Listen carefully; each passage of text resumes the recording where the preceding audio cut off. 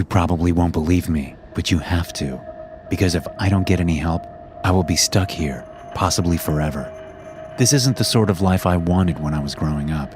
I mean, does any parent encourage their child to steal? Of course not. My dad worked 2 jobs. I hardly ever saw him, and that was just to make ends meet.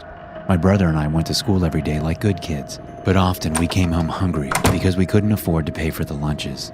In those days, we didn't have any kind of government aid to help with the cost. Kids would laugh at us when we couldn't pay for a simple sandwich.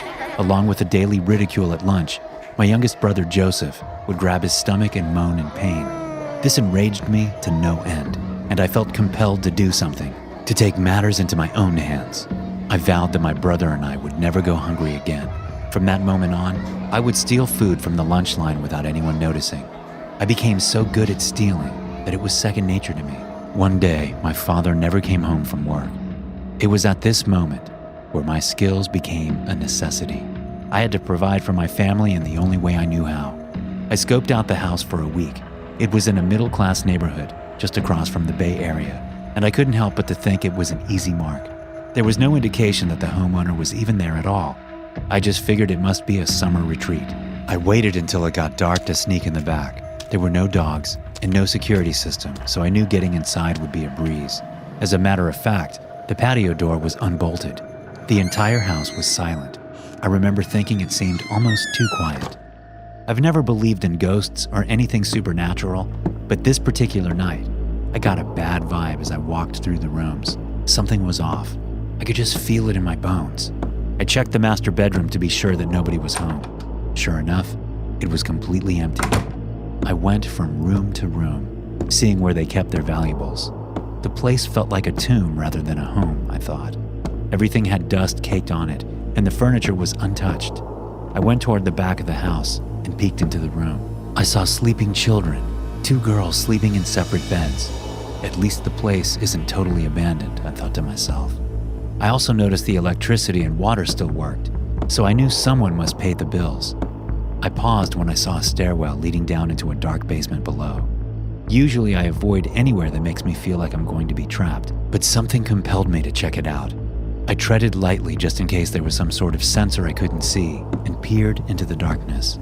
My smartphone illuminated the area. The basement reminded me of something you might see at an antique store, with loads of stuff stacked against the walls. There were wardrobes and old toy chests from the 50s. More than anything else, my interest took hold of a large safe. It looked like the type you would seal guns in, or other high-dollar valuables. I instantly got to work, figuring out how to crack it. All concern about the strangeness in the house faded away as I got out my tools and focused on the task. The air was very still, almost like it felt heavy as I studied the safe and imagined what might be inside. Using the tiny pick I've used probably 100 times before, I set to work undoing the lock. Every type is different. Every movement needs to be perfect. And it just seemed like it all worked so beautifully, like it wanted to be opened. Finally, the door began to creak open. A wave of excitement washed over me as I looked in to see what my prize would be. My joy turned to utter horror when I realized there was a body of a grown woman shoved inside the safe. At first, it took me a moment to even register. It was such a shock. I stepped back and looked again, trying to see if there were any signs of life. Then, to my shock, the woman's eyes darted open and she gasped for breath. She fell to the floor, hardly able to move as she kept gagging.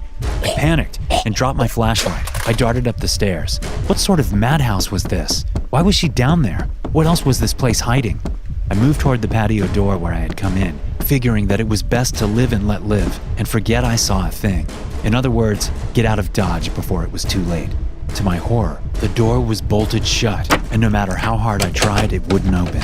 I fidgeted with the lock a few times, thinking it was my nerves and adrenaline that prevented me from getting it loose. But no, this wasn't it. Some unnatural force was keeping the lock in place. I took a step back and looked about the room to grab a blunt object.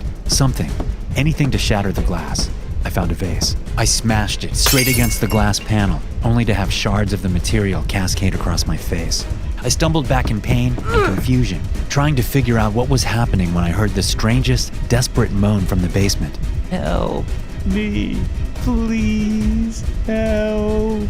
I froze and looked down at the bottom of the stairs where my light had fallen and saw the woman was struggling to crawl up towards me. Something in her eyes told me that I needed to help her if I hoped to get out of here alive. She was as much a victim now as I was. I went to the kitchen and got a glass of water, then moved down the stairs to where she had collapsed. Placing the cup against her parched lips, I forced her to take a few sips and then reached for my light. "Who in God's name did this to you?" I whispered as I looked at all of the antiques in the basement again. There were mannequins there as well, life-sized ones that looked almost like people. It gave me an even stranger vibe, so I pulled her up the stairs to the den to recuperate. Once I had her on the couch, I checked all of the other entrances and windows to the house. All of them were the same. Nothing I did could open them. A sense of dread overwhelmed me as I kept trying. Panic rushed through my body as I returned to where the woman was resting.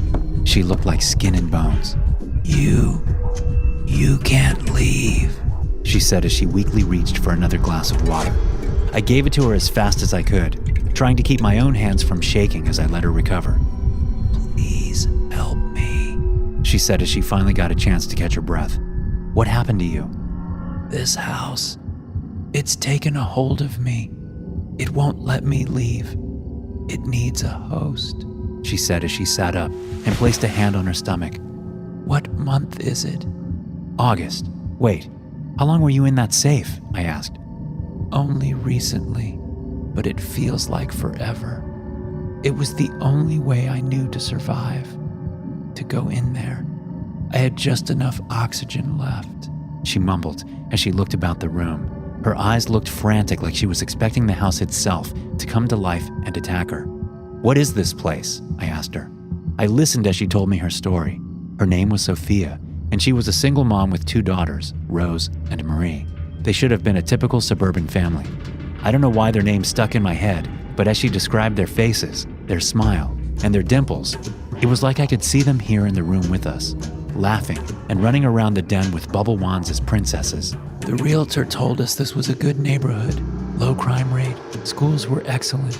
I couldn't see a reason not to move here, especially since the house was such a steal," she told me.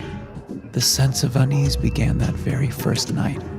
I was settling the girls to bed, and I realized I had forgotten to turn off the lights in the bathroom. I went back and stared at my reflection in the mirror. It looked like someone else. I can't explain it. It was me, but not the way I normally recognized myself. Like just a shadow of who I used to be. You probably don't believe me, but I was like you once, on the streets scrounging for money and food all day long. A kind pastor took me in and changed my ways. But when I was looking at the mirror that night, I saw my old self. It scared the hell out of me. The next morning, I was getting the kids ready for school, not expecting anything to be any different. But the house had already decided that it was going to force us to stay. We couldn't leave, couldn't escape," she said as she began to sob. I didn't dare ask what had become of her daughters. Something told me it was far more gruesome than she cared to recount. I wondered briefly about the sleeping figures I had seen in the other room. Did I even want to know? "That was at the end of March. Our doors were locked and we watched the world go by. We tried to make the most of it at first. We really did. I was fortunate enough that the house gave us food, water, and light. We even had television and internet for the girls." She paused and passed me her phone, showing her last social media post was back in May. "I wanted to try and get the word out about us. Our friends were worried, or so I thought. But when I checked online, I realized no record of us even existed anymore. We belong to this house now.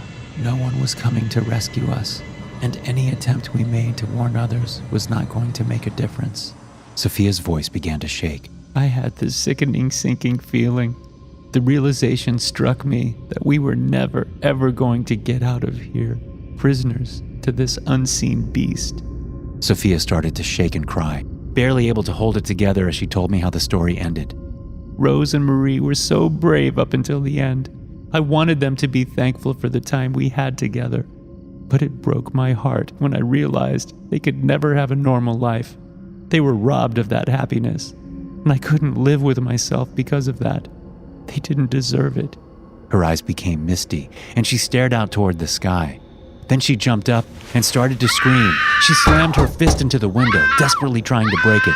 "Why did you do this? What do you want from me?" she snarled as her rage turned back to grief and she crumpled to the floor. I was at a loss for words. None of this even felt real. I wanted to think it was just a bad dream, but I knew otherwise. And then a sinking feeling hit me as I realized that I was now a prisoner too.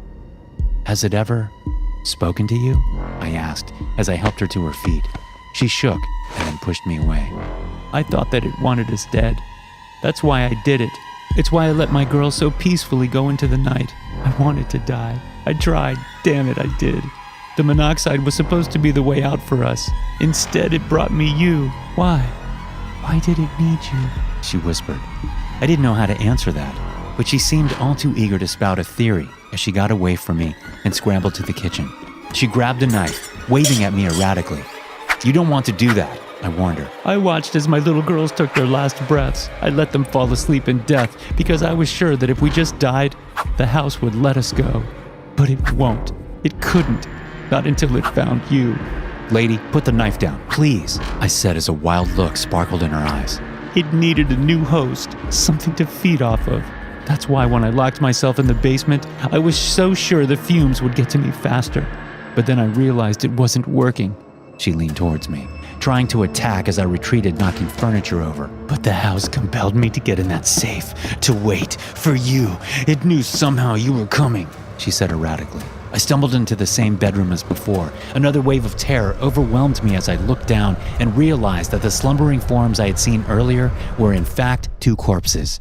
It was too gruesome for words. I had no idea if anything she said was true or if she had simply gone insane. Either way, this woman was now determined to take me to the grave too. She froze as she saw her daughter and began to laugh.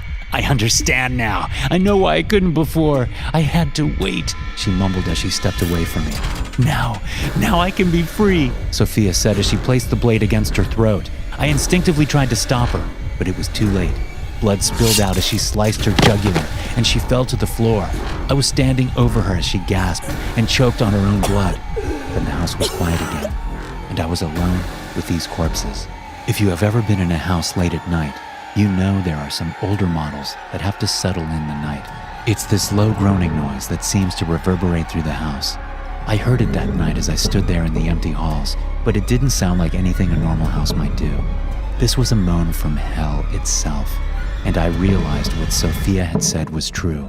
I tried to run again and find some way out. The doors were of no use, nor were the windows. I thought maybe I could get out through the roof. I tried to climb into the attic to see, but as the ladder dropped and I pushed myself up on the first rung, my legs felt very, very heavy. Something unseen was pulling me down. A voice amid the walls whispered that I had to stay. I began to wander the house, to see the different things that this family had done to make it a home despite being trapped here for months. It was like seeing a slideshow transformed from joyful memories to ones of grief. Food was at first carefully prepared, and then eventually it became nothing but a chore, a necessity to survive. Then it no longer mattered at all. I could feel Sophia's desperation in every room, and it was now becoming mine. At least she had her children to turn to keep her distracted, for a little while anyway, until she realized how unfair it was to make them live this way. I didn't want to relive those terrible days of hers. But me? What did I have? Nothing. I didn't even belong here.